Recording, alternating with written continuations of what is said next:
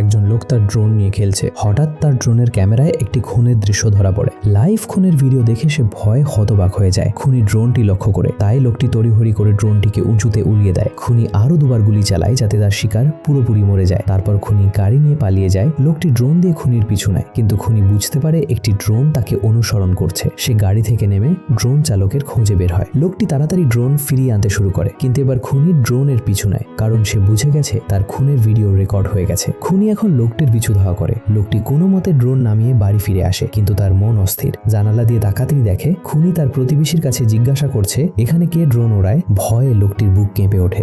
নিজের নিরাপত্তার জন্য সে একটি ছুরি হাতে নেয়, কারণ সে জানে খুনি তার ঠিকানা জেনে গেছে। খুনি রাইফেল হাতে লোকটির বাড়িতে ঢুকে পড়ে। সে লোকটিকে খুঁজতে শুরু করে, কিন্তু কোথাও তাকে পায় না। ঘরে শুধু ঝকঝকে ড্রোনটি পড়ে আছে। লোকটি ড্রোনের পাখায় ধারালো ব্লেড লাগিয়ে রেখেছিল। খুনি পাশে তাকাতেই ড্রোনটি চালু হয়। ব্লেডগুলো বাতাসে ছুটে গিয়ে খুনির গলা কেটে দেয়, আর সেই মুহূর্তের মধ্যে খুনির মৃত্যু হয়।